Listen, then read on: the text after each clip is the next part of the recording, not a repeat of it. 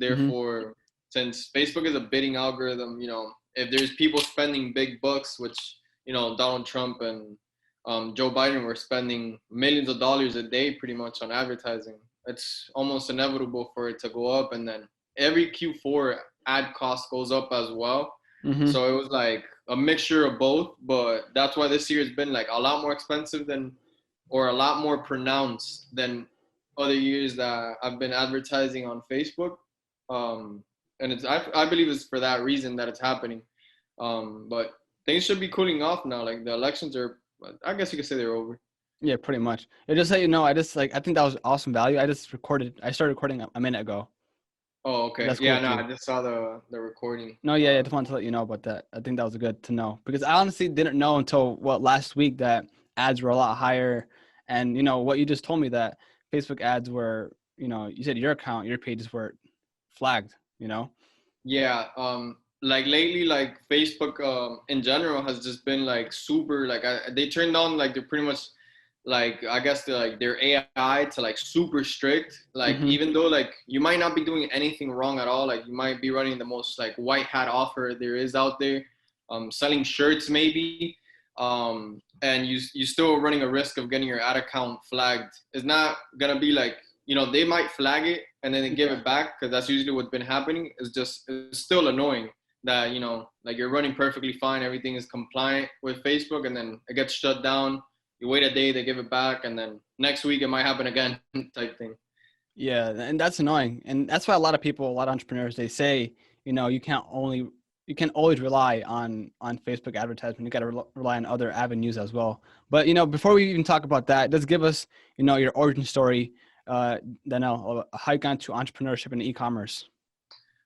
Yeah, so pretty much I've been in the e-commerce space for almost 4 years now. It's been like 3 years and some change. Started like, um, I want to say like very late 2016, like Mm-hmm. probably like November of 2016. And back then obviously everything was a lot simpler than it is now. I come from pretty much like a Hispanic household. I'm from here, born and raised in Miami, and all that. And obviously being like born here in Miami, you get to see like a lot of luxury, I guess you could say. Like Mm-hmm. you go down to Miami Beach, you'll see Lambos, you see like Rolls Royces everywhere. You get me? So since from a young age, I've always felt like, I wanted to be part of that life, or I was built for bigger things. Mm-hmm. And I felt like I've always had that hunger, but it didn't really start clicking for me. Like I guess I didn't never found my avenue till I graduated high school. Um, so then like when I graduated high school, I started going to college. And my first year in college is when I actually found e-commerce, which was, like I said, late 2016. And bro, I guess you could say like the rest is history. I pretty much like I haven't had like the, I guess you could say like that, like microwavable success that a lot Mm-hmm. of people see sometimes on YouTube when it comes to like this like e-commerce, drop shipping, or the e-commerce space in general. Mm-hmm. So I'm not like one of those stories that like, like I just popped off from the start. But you know, I actually, kept stuck to it, stayed consistent for it. I wasn't really profitable for the first like 6 months when I started doing this. Lost money in those 6 months, but then when things started clicking, things like I just kept on like, evolving from the stages like in the business. And then 4 years now, I would say, like like I would say like it's already about to be 4 years, and now we're here. Yeah, that's what a lot of, that's what makes an entrepreneur where, the first 6 months, you can easily quit and then try something Yeah, else. And, since you stuck to it, you eventually find these things out because, you can learn on YouTube, have other sources, and, you can learn a lot of things, but there's some nuances that you don't really know about, right? And you can only learn about that by actually taking action, running the ads, creating the Shopify site and of whatnot. course. So what was your very first store or first couple of stores, and why did it fail? So it's funny because at that time, I guess you could say, like there was like the free plus shipping model was like the best like model to start with, like at that time. For those that don't know what free plus shipping is, It's pretty much you offer a free product and then you make your profits on the back end charging them shipping. So you're gonna sell, and the product was a watch, right? So almost when I started, almost everyone was selling those type of watches.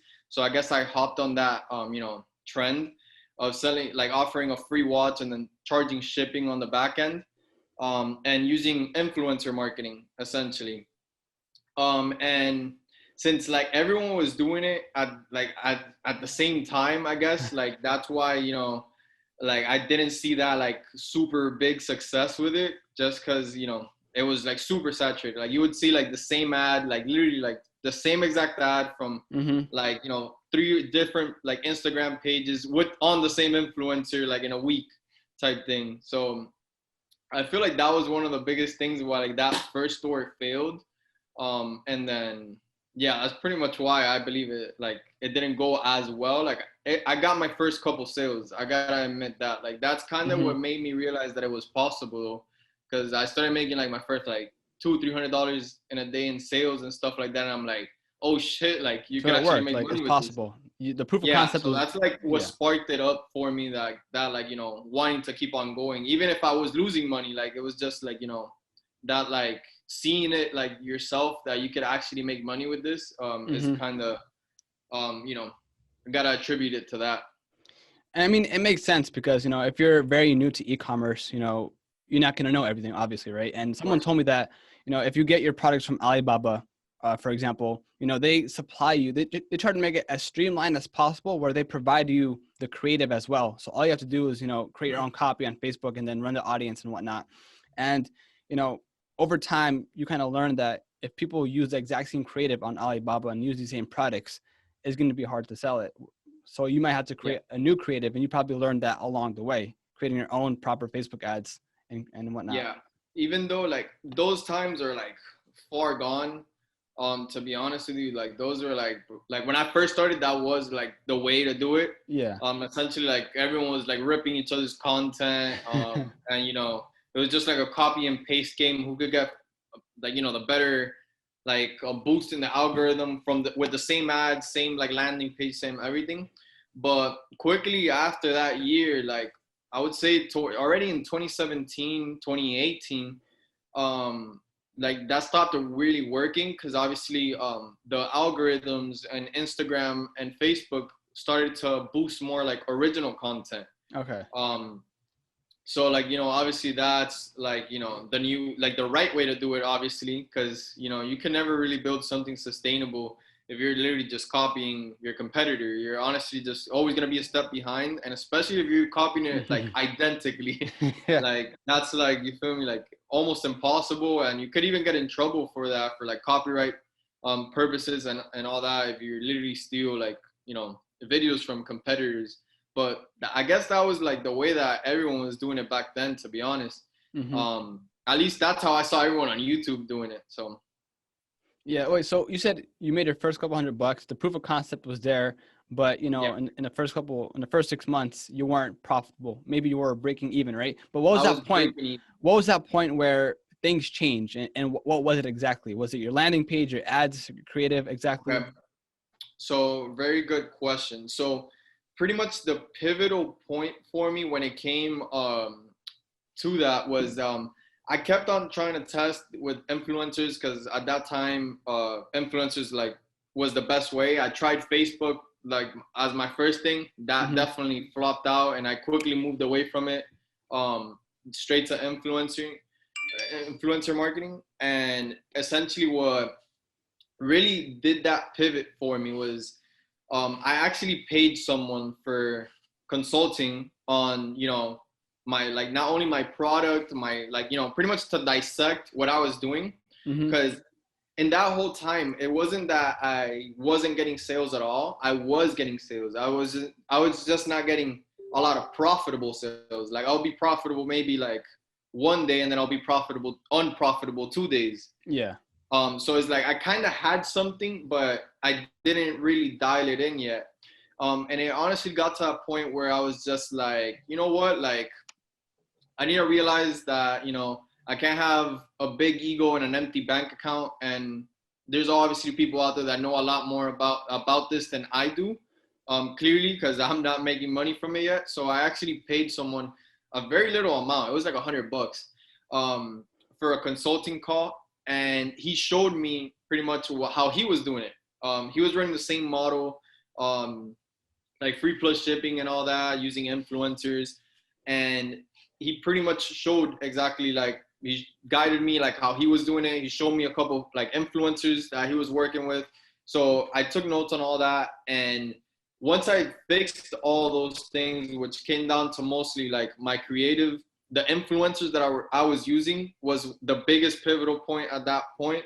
Like, because at that point, that was like the biggest key, I guess you could say. Like, if you had the right influencer that didn't fake their engagement or had fake followers, you could actually make some money. Wow, like, if you're paying like someone $50 and like they're all fake followers, you lost your money. Like, and that was it. So it was like kind of like, I guess you could say roulette if you didn't know like which influencers to use.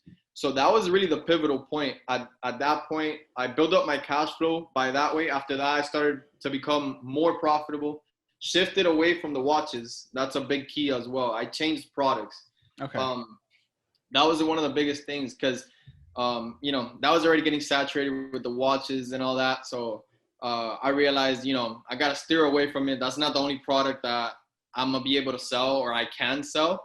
And then, that's when, I started becoming more profitable, started hitting my first like actual profitable months and weeks and days. And then I started transitioning more into like other traffic sources like Facebook and all that. That's a big thing, setting your ego aside, because even me, I sometimes have that problem where, not that I have a team or anything, but, in little things, I can tend to micromanage stuff, right? And that's not good because, you have to tell yourself that you don't know everything, and it's good to have someone else come in, analyze the situation, and help you out, right?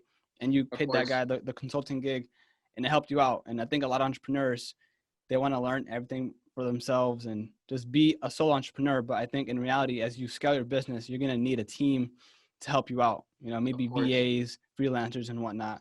So you said your influencer game wasn't the strongest until after you had that guy call you? Yeah, because it was pretty much like I was going off of what people on YouTube was saying, but they're like I wasn't doing the proper like research or had the proper like network of like influencer pages to work with. Mm-hmm. So I was literally, like I said, like I was playing roulette with these like influencer pages, like, oh, this one looks like it would work. It was only $20. All right, cool. Send them PayPal him $20 and see what happens. And then you will get like 10 visitors. Yeah. And then I'll be like, okay, that one didn't work. Scratch that one off. And then I'll pay another one $50. Okay, this one worked. And I'll write it down. And I'll like start compiling like a little list of like, okay, these don't work. These do work. And then from there on, every product I would get, I would run him through those influencer pages, and then that were good. And then that's how I started, like, that snowball effect of becoming more profitable. And then I started tackling it on like the beast of like Facebook when I realized that was like the best way to scale, to be honest. Facebook? Yeah, by far. Like even though like back to what we were talking about in the beginning, a little bit about that, like how diversifying your traffic sources, and it is true. I run multiple platforms as well, like not just Facebook. I'll do Facebook, I do Google, and I still run some influencer campaigns depending on the product. But undoubtedly, like unarguably, honestly, Facebook is the most scalable platform at the moment. Like, is where you could reach more people, you could scale faster, you have a lot more consistent results, quote unquote consistent, because they could shut you down whenever they want, but fairly consistent. And sadly, we're very dependent of that platform for our traffic source. And every brand pretty much is. It's like, every big like D2C like brand out there uses Facebook ads to like, reach a mass audience. Wait, but I have to ask. So, of course, there's a bunch of influencers out there, and there's tools where you can see which ones are legit. You can see if they have actual followers, how much engagement they have, like the percentage of engagement, all that type of fun stuff. Now, was it the type of influencers that you had, or was it the way you kind of told them what to post, because I know there's strategies into how you tell them. For example, if a personal Yeah. brand, if an influencer has a personal brand and they have, you know, a very, very unique set of pictures, right? They have a theme page, right? And it's all Yeah. pink, right? For example, where do you Yeah. kind of create your Native content? content, right? Yeah, Like you, yeah, content that's like can easily slide into their original content. That makes it yeah. seamless, makes it like it was theirs. You told them what to post, what to comment, or not to comment, but what link to put on their bio, all that stuff. Because if you just tell them to put this ad or just post this, then it may not go too well. So what was it exactly? Finding the right influencer or telling them what to really post? So it was a little mixture of both, but Okay. mostly the influencer side, because I've always ran, because at that time and still like to this day, I've usually always like, if I'm gonna run an influencer campaign, is usually on meme pages. Okay. So it was always like that meme style, like, ad that I was making. It was just that at that time, I didn't know that people could fake their engagement, and then they could literally, like, delete, like, if this post, they would make 3 posts in one day.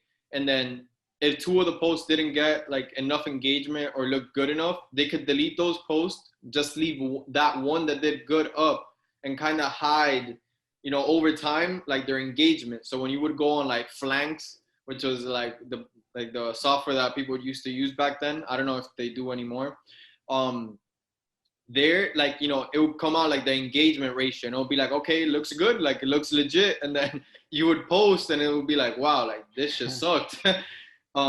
And same way with like the bot comments, and bot likes, and things like that. Yeah. Like, especially back then, where, like, a lot of these things weren't as penalized by, like, Instagram. Because right now, like, you can't use bots or stuff like that, like to follow, unfollow, or like to, do all those things with the new Instagram platform. But back then it was like the Wild West. Like, you could, pages were using all that, and, like, they were faking their engagement, and they were making money off of people like me that were just coming up, like starting, and Mhm. not really knowing how it all worked. Yeah. Now, tell us a time where, okay, so things started working out, you scaled or used Facebook ads. Now, Yeah. was there a point where you're like, damn, the money really is rolling in, things are working, this is legit here? Yes. So after I found, I guess you could say, my first, like, winning product, with influencers, that I started running, and I was actually profitable, I quickly started seeing a lot of people on YouTube, also start talking about Facebook and stuff like that. So I was like, I tried it at the beginning, I failed, mostly because, it was more expensive at that time to Hmm. reach the same amount of people than influencers were. But now I had money coming in, so I was like, you know what, like, let me try it out, like, again, like, but this time, I did up more research, I started looking on YouTube, I pretty much followed someone's, like, testing strategy. And, I tested that same product that was working on Instagram for me, and I went and boom, tested it on Facebook. And truth be told, like, it started working on Facebook as well. um, and by winning product at that time, like, a winning product to me at that time was probably like $20,000 a month in revenue type thing. Damn. Which had me like ecstatic. Like, I was like, oh shit, like, like, I'm balling right now. So it started working there, and then that also, like, when I started seeing it work like that, like on Facebook, I'm like, oh shit, like, maybe I just sucked at the beginning, now I'm learning Facebook, and it's starting to work out. And then, that was pretty much, like, I want to say, like, late 2017, when Hmm. not late 2017, middle 2017, where I started, like, really, okay, like, dabbling more into Facebook, and, actually making it work, like, to the point where I'm making profit on Facebook. And, I'm using it, Instagram, as a data collecting, Yeah. tool. And, that's really when it started, like, clicking, and I guess you could say the money really started rolling in at that time. Okay. And, is it true that, I don't know if it was like back in 2017, 2018, where, you had to rely on Facebook conversions to keep that cash flow going? Because, a lot of drop shippers, they don't create a brand, like an actual brand around their product. And it's really tough because a lot of people can use that same product, right? So for you, did you kind of create a brand, or did you create more stores to generate more revenue? So at that time, I didn't feel, I guess you could say, like I could brand something yet. So Okay. I never branded anything at that time at all. I was mostly, to keep it 100 with everyone. I wasn't trying to make money. You get me? Like I was working a job at that time, like a normal person. I was also going to school full time, and broke college student, I guess you could say. Like, I was trying to make money. So at that time, I wasn't really focused on like trying to build something really long term. Mm-hmm. Uh, so I was just really, testing more products, trying to find the next hot winning product that you could go out and Mm-hmm. scale up at that point. And that's another strategy, just doing the product research. And that's what people really preach, that if you find that winning product, you just ride that wave until people copy you, or it gets too saturated, and then you have to move on to the next product, right? Yes, that like so like when it comes to those type of things, like I have like different, like over time, obviously, like I said, that was like back then. Like now I have different outputs on a lot of these things, and specifically on that, what you're saying right now is that essentially, like you could always be on the hunt, and you can. I'm always like on the hunt. At this point in time, I have a team already though, that tests for me consistently, because that is the lifeblood of like a drop shipper. Like, you got me, like that. If you're not testing products and trying to find the next, like, winning product, you're eventually going to reach a point where your business, like, goes, like, you're going up, scaling, and then it Mm-hmm. Wait, nosedives down. by testing, do you mean you create a one-shop store, a one-product store real quick, run an ad and see if you get some traction? And if it gets no traction, you just move on to the next product? Well, it's different strategies for everyone. Okay. I don't use one product stores. I've used them. I have used them, and I just want to debunk that misconception of like what stores work. Like, bro, I've scaled to multiple six figures: a one product store, a niche store, and a general store. I've scaled all three, um, and they all work, bro. Like, it's not like one is the holy grail to the other one. Like, no, bro. Like, they all work. Um, in my preference, because it really comes down to preference. Like, I like right now as how things are and how it's mostly always worked for me is always niche and general stores. Mostly niche stores Mm-hmm. um has worked the best for me. So what I have is like stores and niches, and then I put like, let's say I'm selling a dog product, I have a pet store, right, where I'll sell dog products, cat products, whatever animal goods or products on that store, and test rapidly through there. And then I'll have another store for like, women's like clothing or women's jewelry, and test products through there, et cetera, et cetera. Instead of just like, only making one product for dogs, like this specific dog toy, and then if that product didn't work, I had to make a whole new store, etc. Like, it just complicates things if you like that way. I know people that do it that way, and obviously they make a shit ton of money, and it works out for them. But like I said, like it comes down to preference. I personally don't do it like that. I do Mm-hmm. niche stores or general stores and rapid test products. Find the winning product. Once we find that winning product, we start to like transform the store around the product, and then have all the systems in place to try and push that product for as long as possible. And even if the competitors come in, if you have a proper system in place, like they really wouldn't be able to compete. Like, specifically because a lot of new people are the ones that always try to come in and rip content and Mm-hmm. copycat and all that. It doesn't, like, if you know what you're doing, it doesn't really matter at that point. But inevitably, yeah, like they are gonna copy. Yeah. So is it fair to say that it's a speed game, product It research, is. and then if you set up systems in play as you get more experience, you have people for you literally looking for these products, automating everything, right? And you can see what is a winning product, and then you can create your own niche store or whatever your preference is, right? So it's all about Yeah. speed. Yes, I would say, yeah, it's about speed in a sense.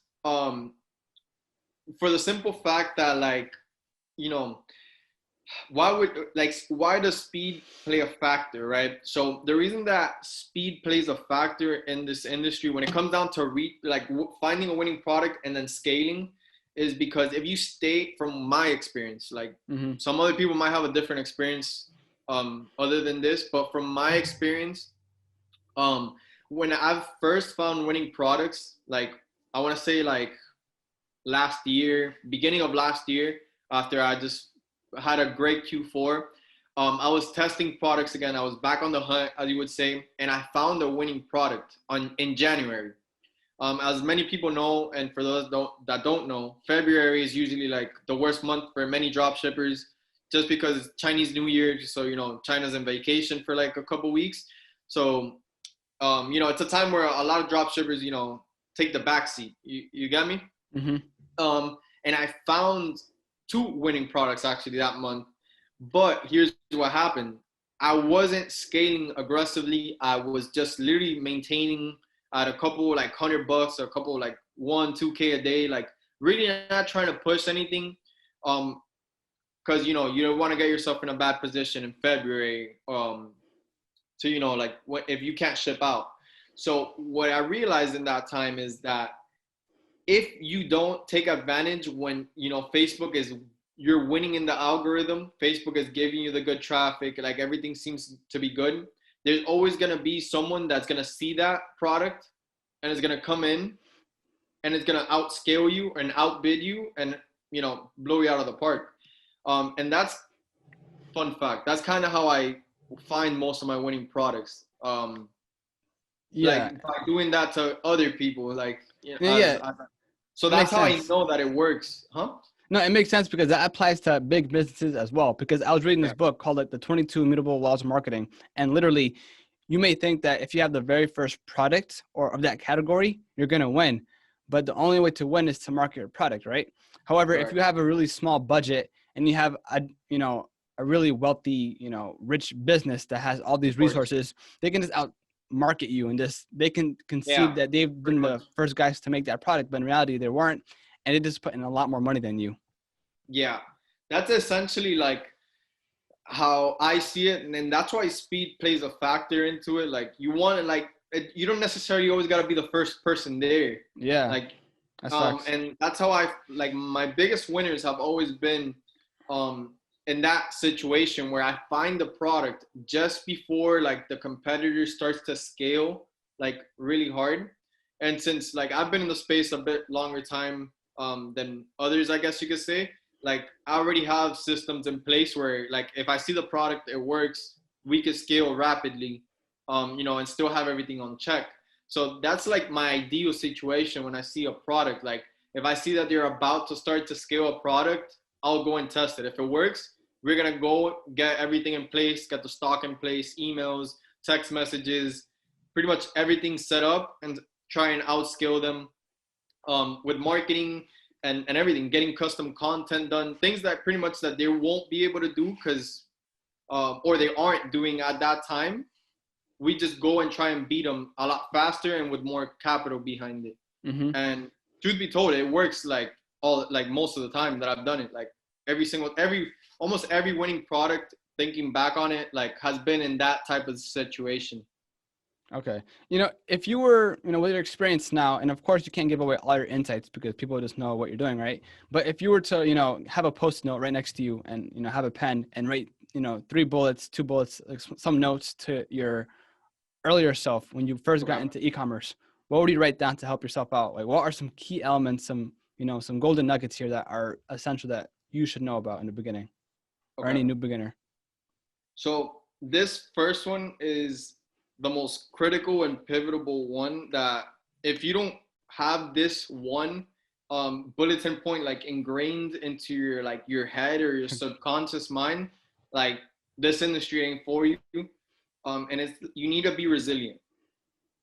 Resilience plays one of the biggest roles like in this business, or in many businesses obviously, but we're talking about e-commerce here and Mm-hmm. like drop shipping. So in this business you need to be very resilient because contrary to what you see a lot on YouTube, Obviously, what you see on YouTube is content meant for entertainment because no one's gonna see like your drop shipping video if you're boring as fuck. You got me? Like that's just how it is, right? So there's a lot of like of the downsides of the business that never get put into light on a YouTube video. And this business isn't really like all butterflies and rainbows like how it's depicted online sometimes. Like, you know, start your store this month and you're buying a Lambo the next month. Mm-hmm. You're gonna face a lot of bullshit. Like there's gonna be payment processing holds, you know, hiring the right employees. Maybe your employee like is stealing from you, or you know, Facebook bans your business manager, et cetera, et cetera. And there's gonna be times where you're just gonna be like, damn, bro, like this shit's hard. Like this shit is not as easy as that YouTube video said it would be. Yeah. So you gotta stay resilient throughout the ups and downs in the business because you will experience them. It's not about like, if you will, it's about when you will, because inevitably you are gonna face them, and you gotta be resilient on them, on whatever the situation is. The second thing that I would say is start treating this more as a business than a hobby. Like go into this like more on a business mindset, not on like how I was at the beginning, like a quick money grab type thing, like, you know, try and make some side income. Because if you're treating this like that, then you're always going to be making chump change, and you're going to be on that, like, you know, like pinching pennies trying to make money on this. Like you got to realize that to start any type of business, doesn't matter if it's physical or if it's online, you are going to have to cough up some money. One, you're going to have to be willing to lose some money. Two, and three, to grow a big business, you honestly need a team. Like you can't be cheap on your own business. Like don't be cheap on your own business, right? So obviously that would be my second bulletin point. Like really like realize that you're running a business and treat it as such. And then I want to say a third point that, you know, could really help. Let me think of something good. Even though the first two bulletin points are like the most crucial ones that I feel. I mean, if you forget it, yeah, like, if you remember, get back to it. But do you see drop shipping e-commerce as a war? You know, is that how you see it? Not kind of, yeah, and no at the same time. Like it is kind of a war in a sense of like you're always competing with someone else. Like you're always gonna have a competitor, right? Like if you think about it, there's never really like a product or like a brand that doesn't have a competitor. It's like the same product. You don't own the product. I mean, you're drop shipping it, and anyone else can use that. And so, if you put in enough, you know, if you create a brand around it, or if you spend enough marketing dollars, you'll win. And like you said, speed wins, and it's up for grabs. Yeah. So it's like I said, even if you don't own the product, there's many brands that have started off with drop shipping, but at the end of the day, it is kind of a war in the sense that you're always going to have the competitor and you're always going to try and outdo each other. So it is a war in a sense, but in another way, it's like if you make yourself unique enough, even if you're drop shipping, that's the biggest thing. Like people think as well that just because you're drop shipping, you can't make yourself stand out from the competitor, or you can't, because for example, like I drop ship still, but there's some of my products that I have custom packaging for, and I have like a store that you wouldn't tell it's a drop shipping store. And then, you know, that in that sense, you know, you're making yourself unique, even if you're drop shipping from your competitor. And there could be literally another store selling the same exact product as you, but people would think, you know, you're the originator, they're the drop shipper, quote unquote. Yeah. And that's a big problem actually, because, you know, people, they buy from a brand and they see, you know, like Chinese letters on it, and they assume that all these Chinese products are, you know, really cheap and yeah, fake and whatnot. But if you actually have your own sort of packaging, that solidifies the fact that, you know, the business cares, and it kind of creates, you know, a relationship with the person, right? Yeah. How do you even do that? Do you have to contact certain manufacturers to do that? Because not everyone, like for example, Alibaba, I don't know if do that for you, have custom packaging? They can, Okay. but I haven't, to keep it 100 with you, bro. I haven't used like AliExpress or Alibaba in like, I want to say more than like almost 2 years already, like a year and There's a other half. players. There's other players. Um, I actually I have agents that I use. They're directly in China that they could Okay. source any product for me, right? And then this is a golden gem that I'll drop just because. So there's like these websites that they're like the Alibaba and AliExpress, but only for China, and it's called like Taobao. And I'm not gonna give the other one because I'm not. But Absolutely. Taobao, you could go to Taobao.com. It's all in Chinese, so you do gotta translate it, and you would need to get a translator to talk to these people. But it's 100 times cheaper than AliExpress and Alibaba, and you can find those same products there, but like in yuan, which is like the Chinese currency, and you can literally negotiate with these like factories, and ship that product to an agent in China, which you could easily find in Facebook groups. The biggest key is finding one that's legit, and take it from there, and you're pretty much undercutting like everyone's cost of goods by like 20% easily. Yeah, hypothetically, let's just say this hypothetically. Say you go to China and you see all the products there firsthand, because I've seen videos where they have legit malls, like crazy, Yeah, the big malls Canton that Fair. like 10 floors filled with crazy Yeah. products, and they do it fast because it's just crazy what they're doing there in terms of manufacturing, right? With the knowledge that you have here, because you live in Miami, you live in the US, you understand the mindset of the US consumer, right? The daily consumer. So if you go to China and you have all these products, do you think that you will just scale like crazy, assuming that the mindset of the US consumer here, the marketing, and you have the products, you have easy access from arm's length just to grab the products, and send it over. Hypothetically, if you were to do that, you'd be a monster, right? Yes, I would say so. Not like to toot my own horn, but the reason that I feel like I would, and it's not, this doesn't apply just to me, like, because obviously I have friends that are in the space that they're fucking beasts, like, as well. And it's because mostly like once you start to like, I feel like everything starts to change after you find that first winner, right? Because when you find that first winning product, you can kind of start dissecting why it becomes a winning product, or why is it Okay. a product that blows up and you're making hundreds of thousands of dollars with this product, right? So once you understand why it won, why that product wins, you could easily go, or easier, like you could find it easier to find the next one, because you already have an idea of like what's working or what works. So like it kind of like you start building like what we call like a drop shipping eye, or like Mm-hmm. a product, like like that you could see a product and be like it's an intuition, I guess you could Yeah, say, like where their it's like, sense or sixth sense. yeah, like oh shit, like this product could work, like this is a good product that we could take somewhere. You get me? Mm-hmm. um so I would say, yeah, like and that's actually part of my plans for next year. I'm actually trying to go to Damn, China, to like the that's Canton Fair, which that's is next like, level stuff.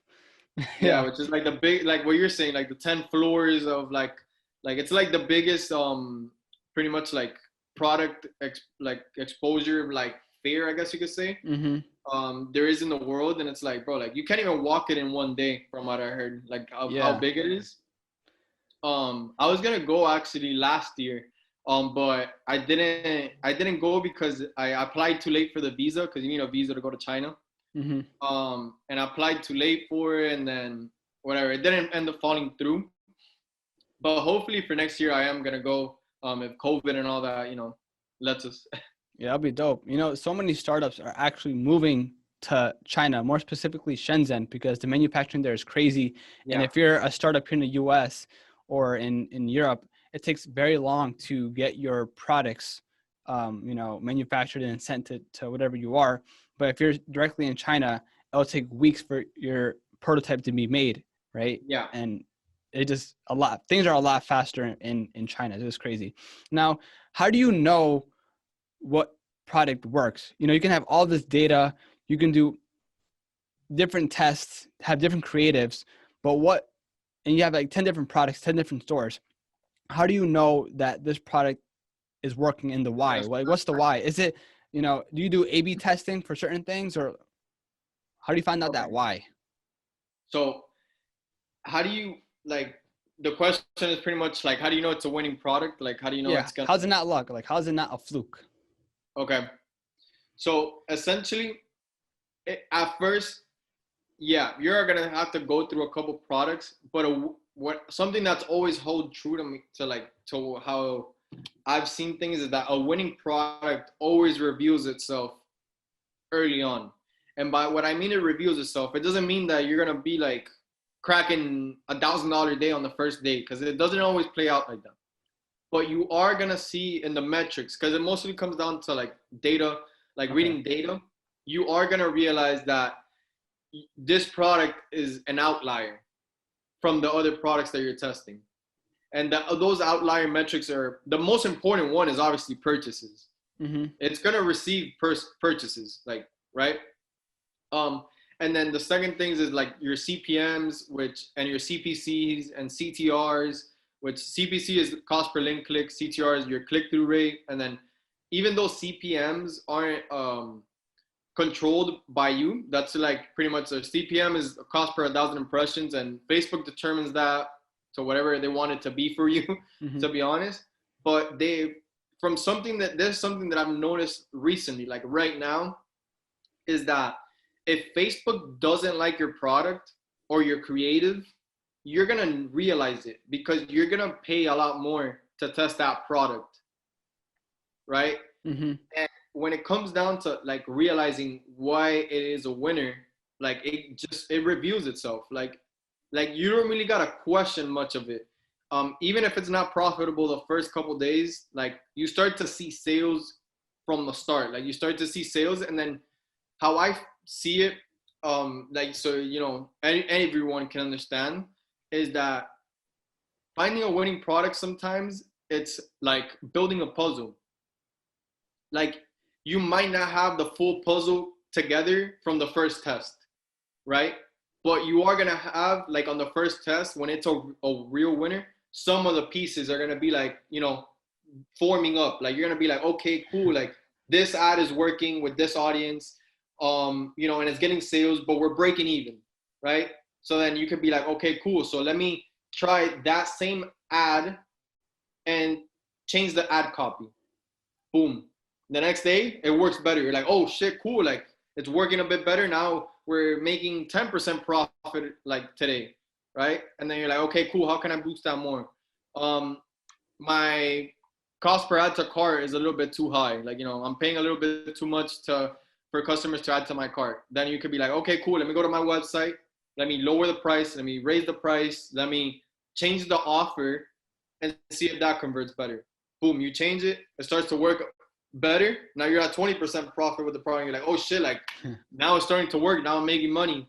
Now, and you can see where it goes from there. It's like building a puzzle. Like you start to put the pieces together, and then that's like once you have it together, that's when you could go in and take off, as they say. Like you start skating hard. But to answer the question, it's hard to really say because you really just see it. Like if you read the data, like you're just gonna notice that it's an outlier to every other product that you tested that probably hasn't worked. Yeah, and in that, I mean, hearing you say that, it might be fair to say there's no one right way of marketing the product because someone else can do it completely different than you and still make money, right?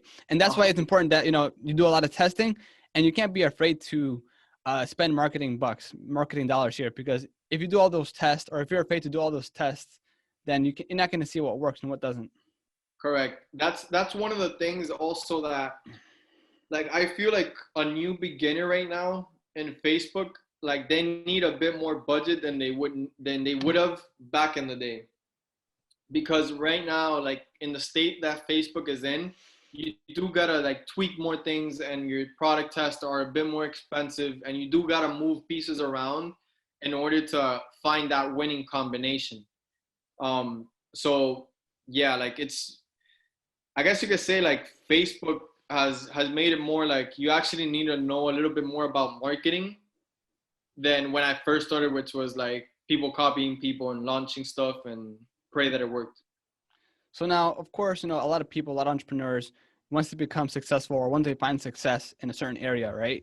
They're not gonna, sometimes there's entrepreneurs who are very low key, who don't have their own personal brand, that don't like to share their secrets. And there's some that do. Obviously you do, because you're on this podcast and you have your own personal brand. You have your own Facebook group too, right? Where you help other dropshippers. So what was that point where you were like, okay, I'm doing well here, I'd like to share my knowledge and, build a group, a community?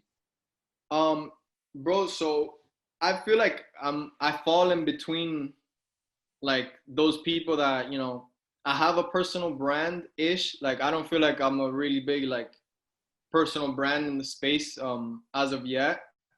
But like I do share some of the value because thanks to other people sharing their value, I've gotten like, certain tips that have made me like, a lot of money beforehand. So that's why I feel like, it's only right that I do give back to people at times. But this year in particular, I really haven't really focused on my personal brand at all. Like it's been a really big year for me, like in the e-commerce space, and like really like transitioning from that mindset of like, I'm trying to make this more into like a real business with real systems, like hire more people.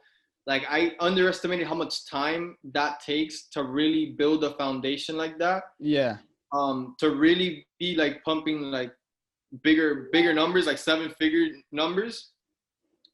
So that's why I really haven't been really active in the personal branding space thus far. But one of the biggest things that I would want, and I do want to continue building my personal brand, is for like the connections that you make.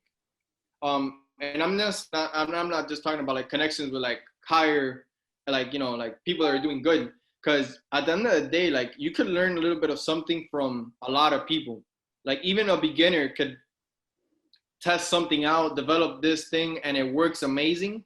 And they could share that tip with you, and that shit will change your game. You got me? Exactly. Yeah. And exactly. Who knows? You might be a mentor too one day. You might be that guy that helps someone out when they have their own e-commerce store in the beginning. You might be your own mentor. You might be a mentor. I have actually before. I've helped a couple people, with their stores and their brands, and all that. Literally this year though, it's like I haven't really been doing that. That was something I did mostly last year, to be honest. That was something that's when I really like, I guess you could say, started to build my personal brand a bit more.